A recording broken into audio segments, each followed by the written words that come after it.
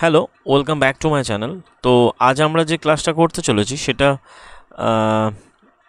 NCERT এনসিইআরটির যে আমাদের class করেছিলাম, আমরা যে এনসিইআরটিতে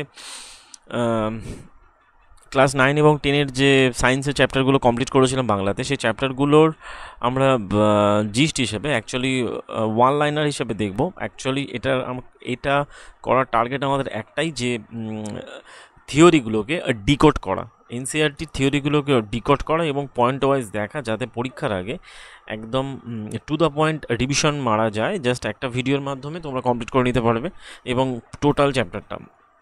এখানে আমরা একটা করে চ্যাপ্টারে তিনটে সিস্টেমে ভাগ করছি। প্রথমে আমরা থিওরি পড়লাম, তারপর আমরা থিওরি ডিকোড করছি এবং তার সাথে ওয়ান লাইনার হিসাবে দেখছি, এবং তার সাথে এনসিইআরটির এক্সাম্পলারের যে কোশ্চেন্সগুলো আমরা সলভ করব।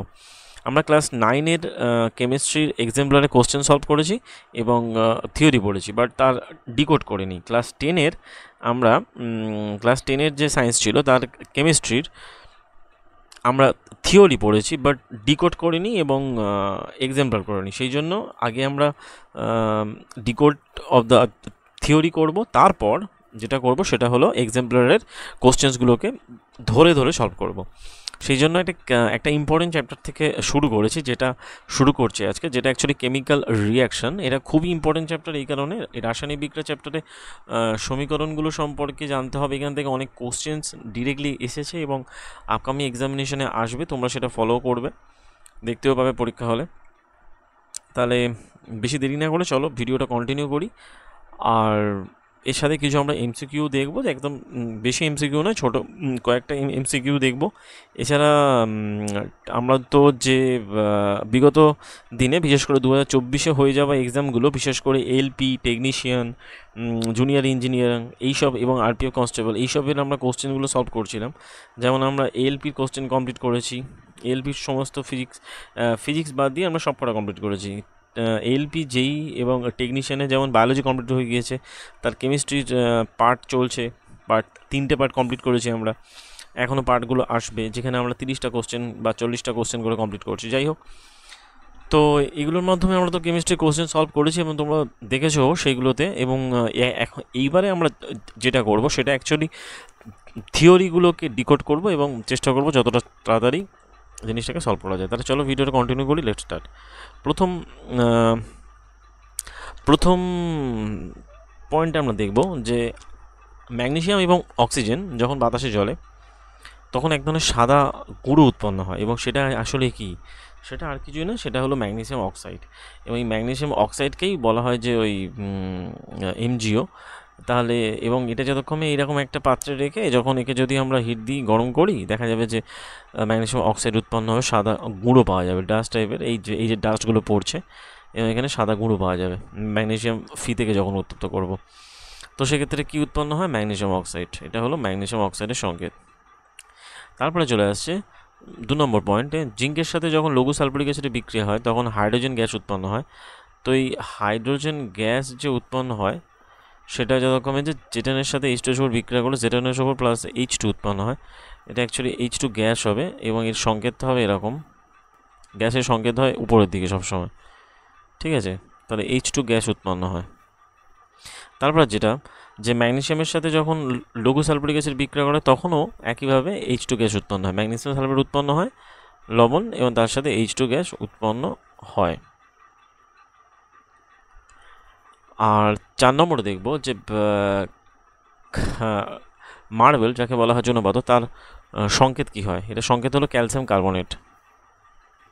একে আমরা বলি ক্যালসিয়াম কার্বনেট, ঠিক আছে?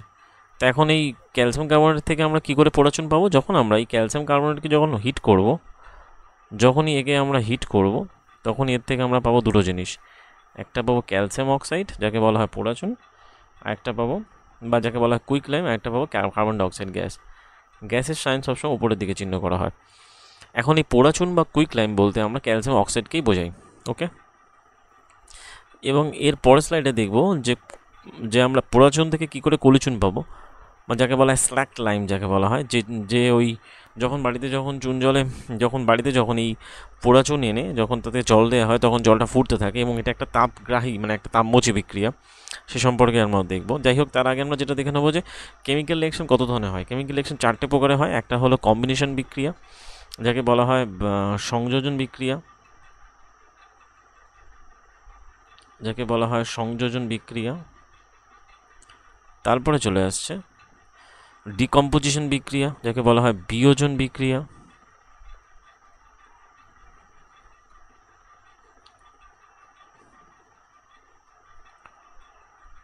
তারপরে চলে আসছে ডিসপ্লেসমেন্ট, যাকে বলা হয় প্রতিস্থাপন বিক্রিয়া।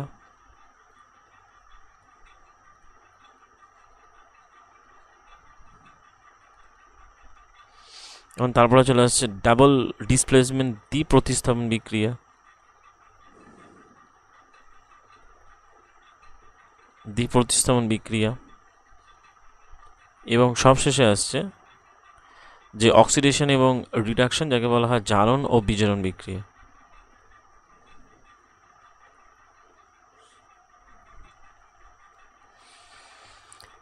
এর পরের স্লাইডে আমরা দেখব যে ওই যে বলছিলাম যে কলিচুন থেকে যখন পোড়াচুন পাওয়া যায়, যে পোড়াচুন থেকে যখন কলিচুন পাওয়া যায়, তো পোড়াচুনকে যখন আমরা জলের সাথে মেশাই তখন কি পাওয়া যায়, ওই যে ক্যালসিয়াম অক্সাইডের সাথে যখন আমরা জল মেশাই, H2O মেশাই, তখন আমরা এর থেকে কি পাই, ক্যালসিয়াম হাইড্রোক্সাইড। ঠিক আছে, একেই বলা হয় স্ল্যাক লাইম বা কলিচুন। ঠিক আছে, এটা থকথকে পদার্থ থাকে এবং এটা যেরকম ওই বাতাসের সাথে বিক্রিয়া করে এখন এই যে কলিচুন যেটা আমরা পেলাম বা স্ল্যাক লাইম, এটা আমরা যখন পড়াচ্ছিলাম তখনও বলেছিলাম এই আবার বাতাসে যখন থাকে, বাতাসে থাকার সময় বাতাসের কার্বন ডাইঅক্সাইডের সাথে বিক্রিয়া করে ওই ক্যালসিয়াম কার্বোনেটের আস্তরণ তৈরি করে। সেই জন্য বাড়িতে যখন চুনকাম করার পর সেই জিনিসগুলো কি হয়ে থাকে, শক্ত হয়ে যায়। যাই হোক, তারপরে চলে আসছে ক্যালসিয়াম অক্সাইডের সাথে জলের বিক্রিয়া। তো এই ক্যালসিয়াম অক্সাইডের সাথে যখন ওই জল বিক্রিয়া করে, তো এই বিক্রিয়া তাপমোচী বিক্রিয়া এবং সেটা ক্যালসিয়াম অক্সাইড হাইড্রোক্সাইড পাওয়া যায়, যেটা বললাম। তো এই যে এখান থেকে, এবং এটা তাপমোচী বিক্রিয়া, সেই জন্য একে বলা হয় তাপমোচী বিক্রিয়া। তো ক্যালসিয়াম অক্সাইডের সাথে জলের বিক্রিয়াতে ক্যালসিয়াম হাইড্রোক্সাইড পাওয়া যায়, যাকে বলা হয় কলিচুন বলা হয়, এবং এটা প্রচুর তাপ উৎপন্ন করে। এটাকে বলা হয় এক্সোথার্মিক তাপমোচী বিক্রিয়া, তাপ উৎপন্ন করে, এক্সোথার্মিক রিঅ্যাকশন। ক্যালসিয়াম অক্সাইড এবং জল একত্রে যুক্ত হয়ে মাত্র বিক্রিয়ত পদার্থ পাওয়া যায়, তাকে বলে ক্যালসিয়াম হাইড্রোক্সাইড। এরূপ বিক্রিয়া দুই বা ততোধিক বিক্রিয়ক পদার্থ থেকে একটা মাত্র বিক্রিয়ত উৎপন্ন হয়, তাই একে বলা হয় সংযোজন বিক্রিয়া। তাই সংযোজন বিক্রিয়ার সংজ্ঞা পেলাম আমরা কি, যে দুই বা ততোধিক বিক্রিয়ক পদার্থ থেকে একটা পদার্থ পাওয়া যায় বলে একে বলে সংযোজন বিক্রিয়া। ব্যাস, ফার্স্ট পয়েন্ট আমাদের হয়ে গেল। এরপরে চলে আসছে যে সবুজ বর্ণের ফেরাস সালফেট, যে আমরা যখন ওই সবুজ বর্ণের ফেরাস সালফেটকে উত্তপ্ত করি তখন কি হয়, সাদা বা হলুদ রঙ এক ধরনের পদার্থ উৎপন্ন হয়। এবং ওই এছাড়া ফেরাস সালফেটকে অ্যাকচুয়ালি কী হয়, ফেরাস সালফেটে জল ত্যাগ করে তা থেকে ওই মানে ফেরিক অক্সাইড পাওয়া যায়। তো এটা অ্যাকচুয়ালি কী বিক্রিয়ার মধ্যে পড়ে এবং এর বর্ণ পরিবর্তন করে, এবং এটা যতক্ষণ হলুদ বর্ণ হয়। তো এটা অ্যাকচুয়ালি ওই এর মধ্যে পড়ে যে ফেরাস সালফেটকে ঠিকমতো তাপ দিলে তা থেকে ফেরিক অক্সাইড উৎপন্ন হয়, সালফার ডাইঅক্সাইড এবং সালফার ট্রাই অক্সাইড গ্যাস উৎপন্ন হয়। এগুলো সব গ্যাস উৎপন্ন হয়, যেগুলো গ্যাস হয় তাদের চিহ্ন উপরের দিকে থাকে, তীর চিহ্ন থাকে। তো সেক্ষেত্রে কী পাওয়া যায়, যে এটা অ্যাকচুয়ালি বিজন বিক্রিয়া উদাহরণের মধ্যে পড়ে। এছাড়া রয়েছে লেড নাইট্রেটকে যদি আমরা উত্তপ্ত করি, লেড নাইট্রেটকে উত্তপ্ত করলে এটাও এখানে হিট যদি দেওয়া হয়, তো দেখা যাবে যে লেড অক্সাইড পাওয়া যাবে। এবং তার সাথে এই যে লেড অক্সাইড যেটা পাওয়া যায়, এটাকে বলা হয় লেড অক্সাইড, লেড অক্সাইড। আর এটা হলো নাইট্রোজেন ডাইঅক্সাইড।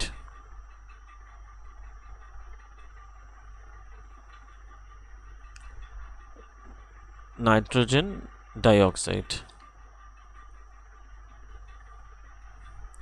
তো এই যে নাইট্রোজেন ডাইঅক্সাইড যেটা উৎপন্ন হচ্ছে, এটা গ্যাস, এটা যে বাদামি বর্ণের হয়ে থাকে, এটা বাদামি বর্ণের ধোঁয়া নির্গত করে। তো এই মোটামুটি এগুলো বিজন বিক্রিয়া উদাহরণের মধ্যে পড়ে। এখন যদি আমরা চুনাপাথরকে উত্তপ্ত করি, তা থেকে আমরা পোড়াচুন এবং ক্যালসিয়াম অক্সাইড, ওই ক্যালসিয়াম কার্বনেট থেকে আমরা ক্যালসিয়াম অক্সাইড এবং কার্বন ডাইঅক্সাইড পাই।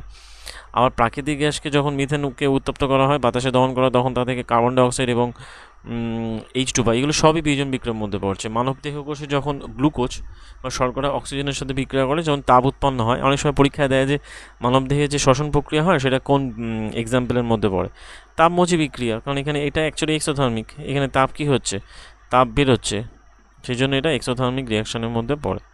এটা হলো এক্সোথার্মিক। তো C6H2 O6 থেকে 6 প্লাস 6O2 থেকে 6H2 plus 6CO2 plus H energy পাওয়া যায়। আর শাকসবজি পচনের ফলে যে জৈব সার পাওয়া যায় সেটা হলো যখন একদম তাপ উৎপাদক বিক্রিয়া। শাকসবজি যখন পচন করা হয় তখন যে জৈব সারটা পাওয়া যায় সেটাও একটা তাপ উৎপাদক বা তাপমোচী বিক্রিয়া, যেখানে তাপ উৎপন্ন হয়। সব এন্ডোথার্মিক, সব এক্সোথার্মিকের মধ্যে পড়ে। আর জলে তড়িৎ বিশ্লেষণ একটা তাপ শোষণকারী, এটা অ্যাকচুয়ালি এন্ডোথার্মিক। জলে যখন তড়িৎ বিশ্লেষণ হয় এটা অ্যাকচুয়ালি তাপ, এখানে কি হয়, তাপ হচ্ছে গ্রহণ করে জলের তড়িৎ বিশ্লেষণে। এক্সোথার্মিক, এটা অ্যাকচুয়ালি এন্ডোথার্মিক রিয়াকশনের মধ্যে পড়ে। এখানে কি হয়, H2টা বিয়োজিত হয় হলে H প্লাস এবং OH মাইনাস উৎপন্ন হয়, ব্যাস হয়ে গেল। তো মোটামুটি আমরা এখান থেকে কী কী দেখলাম, ফার্স্টে সংযোজন, আর তারপরে কম্বিনেশন, এবং তারপরে হচ্ছে ডিকম্পোজিশন। এরপরে চলে আসছে যে সূর্যালোকের উপস্থিতিতে যে সাদা বর্ণের যে সিলভার ক্লোরাইড থাকে সেগুলো এর মধ্যে পড়ে, এই বিয়োজন বিক্রিয়ার মধ্যেই পড়ে। যে সিলভার ক্লোরাইড কী হয়, ধূসর বর্ণে পরিণত হয়, এবং সেক্ষেত্রে কী হয়, সিলভার, ধাতব সিলভার এবং ক্লোরিন গ্যাস উৎপন্ন হয়। ঠিক আছে, একই রকমভাবে সিলভার ব্রোমাইড একই আচরণ করে, এবং ধাতব সিলভার এবং ব্রোমিন গ্যাস পাওয়া যায়। তো সেক্ষেত্রে ধাতব সিলভার এবং ব্রোমিন গ্যাস পাওয়া যায়, ব্যাস হয়ে গেল। এবং এই যেগুলো পাওয়া যাচ্ছে এই বিক্রিয়াগুলো কালো ফটোগ্রাফিতে ব্যবহার করা, কারণ ফটোগ্রাফি সাদা কালো ফটোগ্রাফিতে ব্যবহার করা হয়ে থাকে এই বিক্রিয়াগুলো, এই কালার চেঞ্জে সাহায্য করে থাকে এই বিক্রিয়া। এটা অ্যাকচুয়ালি কিন্তু ওই সূর্যালোকের মানে একে বলা হয় ফটোকেমিক্যাল রিয়াকশানের মধ্যে পড়ে অনেকটা।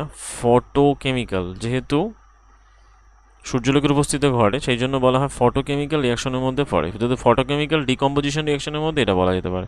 তো এটা অ্যাকচুয়ালি ডিকম্পোজিশনেরই ভাগ, ডিকম্পোজিশনের ফটোকেমিক্যাল রিয়াকশন। তারপরে চলে আসছে যে বলা হয় প্রতিস্থাপন বিক্রিয়া, বা প্রতিস্থাপন বিক্রিয়া কাকে বলে, বা ডিসপ্লেসমেন্ট বিক্রিয়া। তো এটা অ্যাকচুয়ালি কিছুই না, যে এক মৌলের স্থানে অন্য মৌল দখল করে, এটাই হলো প্রতিস্থাপন বিক্রিয়ার সংজ্ঞা। যেখানে কি হয়, এখানে একটা দেখা যাচ্ছে যে এখানে একটা কপার সালফেটে নিয়ে নেওয়া হয়েছে দ্রবণে, যখন একটা লোহার পিনকে নিমজ্জিত করা হয়েছে তখন কি হচ্ছে, এই কপার সালফেটটা লোহা দ্বারা প্রতিস্থাপিত হচ্ছে প্রাতি। যেমন কপার সালফেট বিক্রিয়া আয়রন অপর মৌল কপারকে কপার সালফেটের দ্রবণ থেকে প্রতিস্থাপিত করে, তাহলে Fe প্লাস CuSO4 থেকে FeSO4 প্লাস সি উৎপন্ন হচ্ছে, এবং এটা অ্যাকচুয়ালি অধক্ষিপ্ত হয়, কপার অধক্ষিপ্ত হয়। আবার জিঙ্কের সাথে যখন কপার সালফেট বিক্রিয়া হয় সেমভাবেই আমরা দেখব, জিঙ্কের সাথে কপার সালফেট বিক্রিয়া কপার অধক্ষিপ্ত হচ্ছে। এখন এই কপার কেন প্রত্যেক ক্ষেত্রে অধক্ষিপ্ত হচ্ছে সেটার কারণটা আমরা খুঁজবো, এবং সেটাও দেখব। যেমন লেডের সাথে কপার ক্লোরাইডের বিক্রিয়াতে লেড কপার ক্লোরাইডের দ্রবণ থেকে কপার অধক্ষিপ্ত হয়, যেমন হচ্ছে একইভাবে কপার অধক্ষিপ্ত। এখন এর কারণগুলো কি হচ্ছে, কারণগুলো কিছুই নয়, যে কারণগুলো যেটা হচ্ছে সেটা হচ্ছে এই ধাতু সক্রিয়তা শ্রেণী। তো ধাতু সক্রিয়তা শ্রেণীর সব থেকে সক্রিয় কোনটা হয়, সব থেকে সক্রিয় হয় পটাশিয়াম, আর সব থেকে কম সক্রিয়, একদম মানে সক্রিয়তা কম সব থেকে, এটা হলো গোল্ড। এখন এটা আমাদের এই চারটাকে আমাদের যে ঠিক মুখস্থ রাখতে হবে। যেমন এখানে কতগুলো আম আছে, কটা আম আছে, 5টা আম আছে সম্ভবত, তো potassium, sodium, calcium, magnesium, aluminium. ধাতু সক্রিয়তা শ্রেণী সবার আগে সব থেকে সক্রিয় পটাশিয়াম, তারপর সোডিয়াম, তারপর ক্যালসিয়াম, তারপর ম্যাগনেসিয়াম, তারপর অ্যালুমিনিয়াম। এরপরে যেটা চলে আসছে জিঙ্ক আয়রন লেড। এই জিঙ্ক আয়রন লেড এখন ধাতু সক্রিয়তা শ্রেণীর নিচে যে যত বেশি তলায় থাকবে সে তত অন্য দ্বারা প্রতিস্থাপিত হবে। যেমন আমরা যখন এই রিয়াকশানটা করলাম, আয়রনের সাথে যখন কপার সালফেট রিয়াকশান করলাম তখন কি হচ্ছে, কপার অধক্ষিপ্ত হচ্ছে। কেন কপার অধক্ষিপ্ত হচ্ছে, আর কেন কপারকে প্রতিস্থাপিত করছে, কেন সালফেট কপারকে প্রতিস্থাপিত করছে, কারণ ধাতু সক্রিয়তা শ্রেণীতে জিঙ্ক আয়রন লেড এদের তলায় কপার অবস্থান করছে। সুতরাং যেহেতু তলায় অবস্থান করছে সুতরাং এটা অধক্ষিপ্ত হবে। এমন লেডের ক্ষেত্রেও তাই। যেমন এখানে যখন আমরা ওই CuCl2 সাথে বিক্রিয়া করছি তখন কি হচ্ছে, PbCl2, আর এখানে কপার অধক্ষিপ্ত হচ্ছে। আবার জিঙ্কের সাথে যখন কপার সালফেট বিক্রিয়া করছি একইভাবে কপার অধিক্ষিপ্ত হচ্ছে, যেটা নেসর উৎপন্ন হচ্ছে। তো এই প্রতিস্থাপন বিক্রিয়ার ক্ষেত্রে এই চারটা জানাটা অবশ্যই দরকার। মানে প্রথম 5টা আম, সব কটা আম, প্রথম 5টা হলো আম, তারপরে চলে আসছে জিঙ্ক আয়রন লেট হয়ে গেল, আর তারপরে চলে আসছে আমাদের মানে একে বলা হাইড্রোজেন, যাকে বলা হয় সর্বঘাটের কাঁঠালি কলা। এ সব জায়গায় অবস্থান করে এবং এ একদিকে বলে এ যেমন পিরিয়ডিক টেবিলের অবস্থান যেমন ঠিক নয়, একদিকে বলছে ধাতু, আবার বলছে আমি অধাতু। হ্যাঁ, অ্যাকচুয়ালি ঠিকই আছে, কারণ হালকা সালকা মৌল সব জায়গায় অবস্থান করে। তো মোটামুটি লেডের পরেই থাকবে হাইড্রোজেন, তারপরে থাকবে কপার। তাহলে মানে এদের মাঝখানে অ্যাকচুয়ালি অবস্থান করছে, ঠিক মিডিয়েটার হিসেবে অবস্থান করছে কিন্তু হাইড্রোজেন। আর তারপরে চলে আসছে কপার, মার্কারি, এটা তামা, এটা পারদ, এটা সিলভার মানে রূপো, এটা গোল্ড সোনা। এখন সোনার সক্রিয়তা এতটাই কম, সব থেকে কম বলে সেই জন্য সোনার অলঙ্কার ব্যবহার করা হয়। অলঙ্কার ক্ষয় রূপার থেকে কম হয়। রূপর অলঙ্কার কিন্তু ক্ষয় হয়, অনেক যারা ওই আংটি পরে বা হার করে বা সামথিং কিছু করে, সেগুলো কালো হয়ে যায়, কালার চেঞ্জ হয়, সব কিছু বাতাসের সাথে কালার চেঞ্জ হয়। তার জন্য সালফার দায়ী। এর এই কালার চেঞ্জের জন্য তার দায়ী আবার সালফার পড়ে এতে। কিন্তু গোল্ড কিন্তু কালো হয় না, বা গোল্ডের এরকম কোনো ব্যাপার হয় না, কারণ গোল্ডের সক্রিয়তা নেই, সেই জন্য সব থেকে কম সক্রিয়, সব থেকে লোয়েস্ট অ্যাক্টিভ ইন সক্রিয়তা শ্রেণী, লোয়েস্ট অ্যাক্টিভিটি দেখায়। আশা করি তোমাদেরকে জিনিসটা বোঝাতে পেরেছি।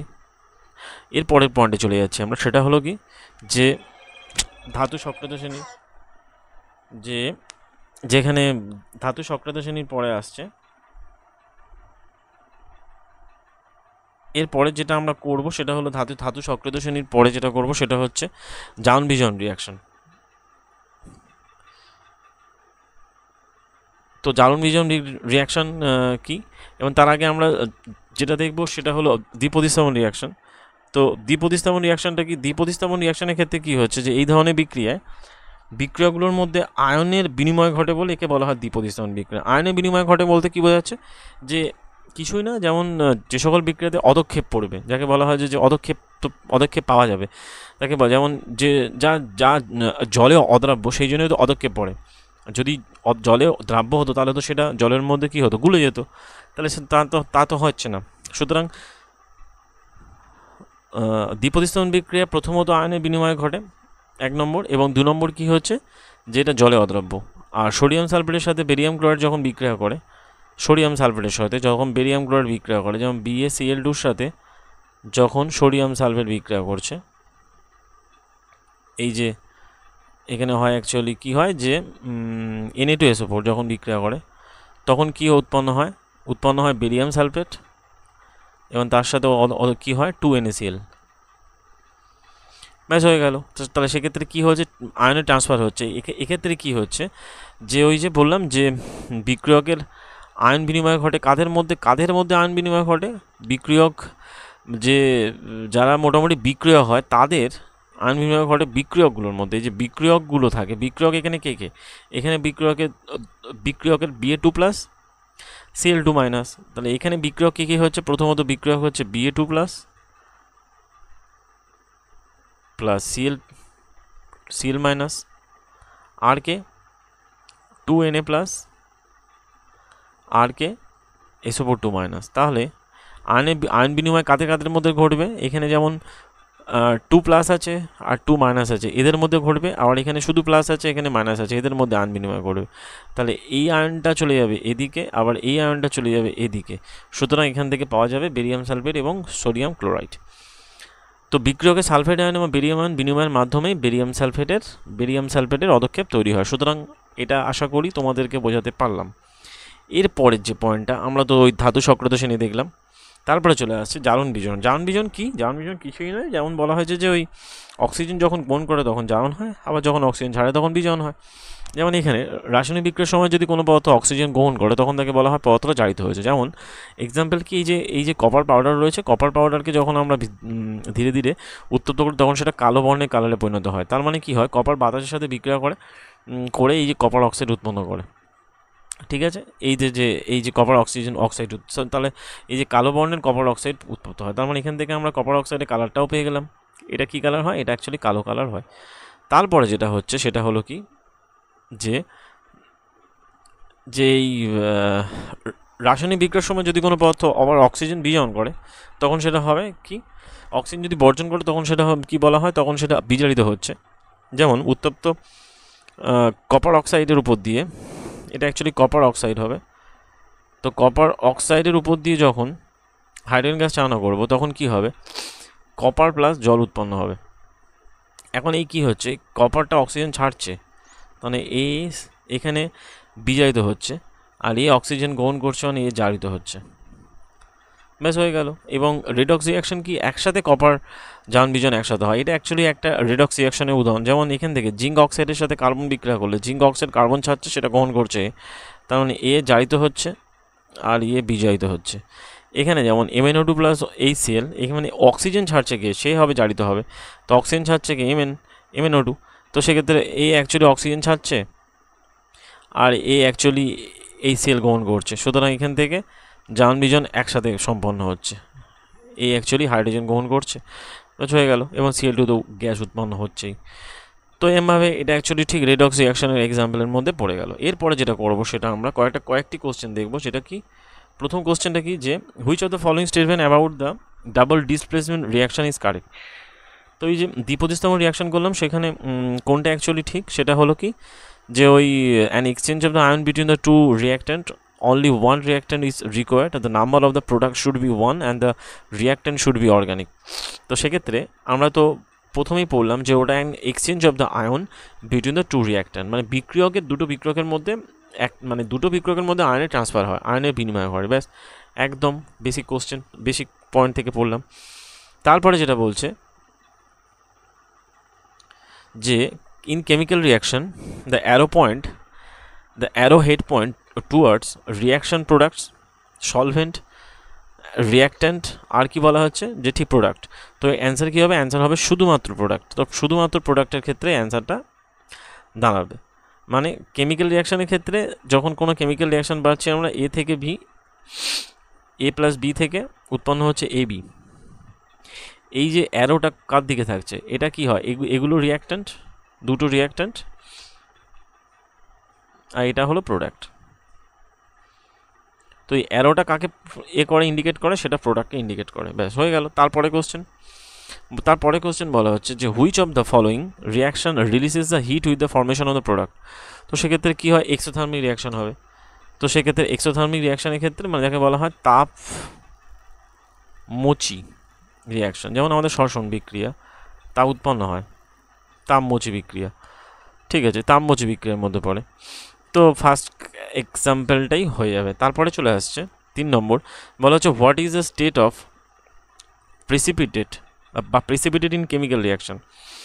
তো কেমিক্যাল রিয়াকশন যখন কোনো কিছু অধক্ষিপ্ত হয়, কী হিসেবে অধক্ষিপ্ত হয়, সলিড, লিকুইড না অ্যাকোয়া সলিউশন। তো অ্যান্সার কী হবে, অ্যান্সার হবে যেন সলিড। তো সেক্ষেত্রে সলিড হিসাবে সেটা অধক্ষিপ্ত হয়, ব্যাস হয়ে গেল। যেমন আমরা আগের ওই অধক্ষেপের এতে পড়লাম, ওই সক্রিয় রাসায়নিক হিসেবে, কঠিন পদার্থ হিসাবে, সলিডিটি হিসাবে। তারপরে চলে আসছে যে name of the compound that precipitated when the solution of the lead nitrate and potassium iodide mixed. যখন lead নাইট্রেটের সাথে পটাশিয়াম আয়োডাইড বিক্রিয়া হয়, PbNO3(2) সাথে পটাশিয়াম আয়োডাইডের বিক্রিয়া হয়, তখন কি হয়, তখন পাওয়া যায় কি, পটাশিয়াম আয়োডাইড, তখন Pb বলা হয়, পাওয়া যায় পটাশিয়াম lead আয়োডাইড আর পটাশিয়াম নাইট্রেট।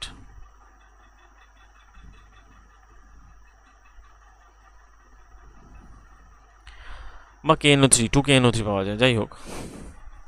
তো সেক্ষেত্রে পটাশিয়াম আয়োডাইড পাওয়া যায়। তো অ্যান্সার কী হবে, বলা হয়েছে যে ওই পটাশিয়াম আয়োডাইড থেকে যত রকমের lead আয়োডাইড পাওয়া যায়, অ্যান্সার হবে যত রকমের lead আয়োডাইড পাওয়া যায়। তারপরে কোশ্চেন চলে আসছে যে formation of the methyl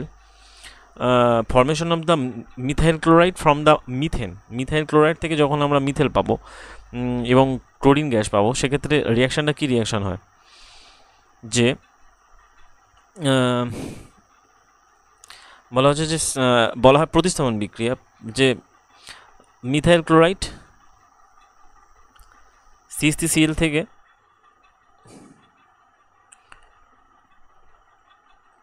CH3Cl থেকে CH4 এবং Cl2, এটা অ্যাকচুয়ালি সাবস্টিটিউশন রিয়াকশন বলা হয়। মানে এই দুটো যখন বিক্রিয়া করি তখন কি পাওয়া যায়, তখন হচ্ছে কি ওই যথাক্রমে এই প্লাস HCl পাওয়া যায়, অ্যাকচুয়ালি এটা দুটো বিক্রিয়া করবে উল্টো দিকে হলো, মানে CH4 এর সাথে যখন Cl2 বিক্রিয়া করে তখন কি পাওয়া যায়, তখন হচ্ছে কি HCl পাওয়া যায়, CaCl প্লাস HCl, তো ব্যাস হয়ে গেল। এটাকে বলা হয় সাবস্টিটিউশন, প্রতিস্থাপন বিক্রিয়া হচ্ছে। তো এখানে মিথেনটা প্রতিস্থাপিত হচ্ছে যেটি ক্লোরিনের দ্বারা, এবং একটা হাইড্রোজেন আর এ চলে আসছে হয়ে যেরকম HCl উৎপন্ন করছে, এটাই হলো একে বলা, এটা অ্যাকচুয়ালি প্রতিস্থাপন বিক্রিয়ার মধ্যে পড়ে, এটা প্রতিস্থাপন বিক্রিয়ার মধ্যেই পড়ে। যাই হোক, তারপরে কোশ্চেন চলে আসছে কি, যে বলা হচ্ছে what are the 3 product produced in the chlor alkali process. তো ক্লোর অ্যালকালি পদ্ধতিতে কোন 3টে পদার্থ পাওয়া যায়, একটা হলো অক্সিজেন, হাইড্রোজেন NaOH, একটা হাইড্রোজেন ক্লোরিন আর NaOH, ক্লোরিন অক্সিজেন আর Na2CO3, ক্লোরিন হাইড্রোজেন আর Na2CO3। সেক্ষেত্রে পাওয়া যায় কি কি, হাইড্রোজেন পাওয়া যায়, তার সাথে পাওয়া যায় ক্লোরিন পাওয়া যায়, তার সাথে পাওয়া যায় NaOH পাওয়া যায়। এই 3টে প্রোডাক্টই এই ক্লোর অ্যালকাইল রিয়াকশানে পাওয়া যায়। এটা দিয়ে প্রত্যেকটা পরীক্ষাতে কোশ্চেন আসছে এবং এবারেও আসবে। তারপরে কোশ্চেন বলা হচ্ছে what happens when quick lime react vigorously with water. তো কুইক লাইম বলেছিলাম, কুইক লাইম যখন হচ্ছে গিয়ে রিয়াকশান করে তখন কি হয়, সেটা এক্সোথার্মিক রিয়াকশান হয়, তাপমোচী রিয়াকশান, তাপমোচী বিক্রিয়া হয়।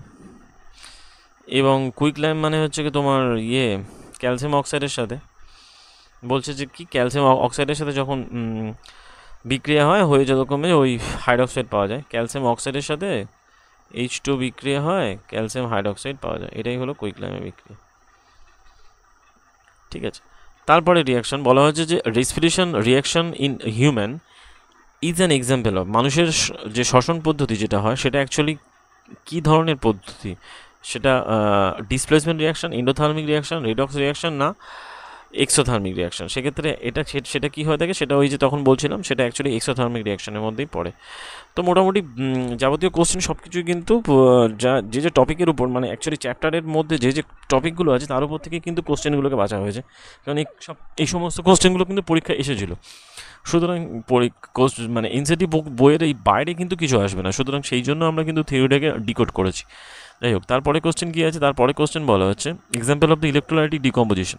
তো ইলেকট্রোলাইটিক ডিকম্পোজিশনের ক্ষেত্রে কী হয়, যে জলের তড়িৎ বিশ্লেষণের ক্ষেত্রে কী হয়, H2 যখন বিয়োজিত হয় ইলেকট্রিসিটি দিলে তখন কী হয়, H+ এবং OH মানে উৎপন্ন হয়। তো সেখান থেকে মোটামুটি পাওয়া যায় 2H2 এবং অক্সিজেন। তো সেই জন্য মোটামুটি এটাকে বলে ইলেকট্রোলাইটিক ডিকম্পোজিশন রিয়াকশনের মধ্যে পড়ে জলের বিয়োজন। তারপরে চলে আসে কি, যে the reaction of the which electricity is passed with the 10% NaCl। তো 10% NaCl দিলে কী হয়, তাকে বলা হয় ক্লোর সল্ট রিয়াকশন না ক্লোর অ্যালকাইল রিয়াকশন। সেক্ষেত্রে একে বলা হয় কি, যে একে বলা হয় ক্লোর অ্যালকাইল রিয়াকশন। তো এটা অ্যাকচুয়ালি ক্লোর অ্যালকাইল রিয়াকশনের মধ্যে পড়ে, যেখানে কি হয় যে 10% NaCl যদি দেওয়া হয়, সেক্ষেত্রে মোটামুটি 10% NaCl দিলে ক্লোর অ্যালকাইল রিয়াকশন ইলেকট্রিসিটির মধ্যে চালনা করলে ক্লোর অ্যালকাইল রিয়াকশন সম্পন্ন হয়, যেখানে আমরা কী পাই, যেখানে আমরা ওই হাইড্রোজেন পাই, অক্সিজেন পাই এবং ক্লোরিন পাই। তারপরে চলে আসছে বলো hydrogenation of the vegetable oil. যখন ওই বনস্পতি তেল তৈরি করা হয় তখন ক্যাটালিস্ট বা অনুঘটক হিসেবে ব্যবহার করা হয় কাকে, অনুঘটক হিসেবে ব্যবহার করা হয় নিকেলকে। সেক্ষেত্রে নিকেল অনুঘটক ব্যবহৃত হয়। যাই হোক, তারপরে কোশ্চেন কি, যে what product are manufacture in the chlor alkyl reaction. তো ক্লোর অ্যালকাইল রিয়াকশানে কী কী প্রোডাক্ট পাওয়া যায়, ক্লোর অ্যালকাইল রিয়াকশানে যে প্রোডাক্ট পাওয়া যায় সেগুলো হলো ক্লোরিন এবং sodium hydroxide. Most of the important product পাওয়া যায় সেটা হলো ক্লোরিন এবং সোডিয়াম হাইড্রক্সাইড প্রোডাক্টটা পাওয়া যায় কোথায়, ক্লোর অ্যালকাইল রিয়াকশানে। ক্লোর অ্যালকালি রিয়াকশানে পাওয়া যায় ক্লোরিন এবং সোডিয়াম হাইড্রক্সাইড, যাকে বলা হয় NaOH। এই NaOH প্রস্তুতির পদ্ধতিতে যতক্ষণ এটা কাজে লাগে। এটা সম্পর্কে আমরা দেখব পরের দিকে চ্যাপ্টার এগুলোতে। এটা ফার্স্ট চ্যাপ্টারে এরকম ব্যাখ্যা দেওয়া নেই, জাস্ট সেকেন্ড চ্যাপ্টারে এবং থার্ড চ্যাপ্টারের দিকে উল্লেখ হয়। যাই হোক, তারপরে কোশ্চেন চলে আসছে, the catalyst are substance, those substance হুইচের, যে ক্যাটালিক বা অনুঘটক কী হিসেবে কাজ করে। যে রিয়াক্ট্যান্ট এটা কী করে, অ্যাক্সেলারেট দ্য রিয়াকশন, বিক্রিয়ার গতির প্রকৃতিটাকে বাড়াতে সাহায্য করে। কে অ্যাক্সেলারেট দ্য রিয়াকশন, রিয়াকশানের গতিকে বাড়াতে সাহায্য করে। তারপরে বলা হচ্ছে যে oxidation reaction that produces the heat and light, সেটাকে বলা হয় কম্বাসন বা দহন বিক্রিয়া। যে ধরনের জ্বালানি বিক্রিয়াতে লাইট এবং তাপ উৎপন্ন হয়, আলো এবং তাপ উৎপন্ন হয়, একে বলা হয় দহন বিক্রিয়া। আলো ও তাপ উৎপন্ন হয়, একে বলা হয় দহন বিক্রিয়া। যাই হোক, মোটামুটি আমরা এর মধ্যে আমরা যেমন 15টা এমসিকিউ কমপ্লিট করলাম, তার সাথে একদম ওয়ান লাইনার, এনসিআরটিকে ওয়ান লাইনার হিসাবে পুরো থিওরিটাকে দেখলাম, যাতে আমাদের কুইক রিভিশনে সাহায্য করবে যে টপিকগুলো বা থিওরিগুলো। এই সিরিজটা কিন্তু চলবে এবং এই সিরিজটা খুবই উপকারী হতে চলেছে তোমাদের জন্য। আর যেটা অ্যাকচুয়ালি এখান থেকে যে মোটামুটি যদি ভিডিও ভালো লেগে থাকে বা যদি তোমরা বুঝতে অসুবিধা হয়, আমাকে কমেন্টে জানাতে পারো অথবা মেল করতে পারো। আর যদি ভিডিও ভালো লেগে থাকে ভিডিওকে লাইক করো, শেয়ার করো, চ্যানেলটাকে সাবস্ক্রাইব করো। দেখা হচ্ছে পরের ভিডিওতে। আপাতত এই পর্যন্ত। Thank you.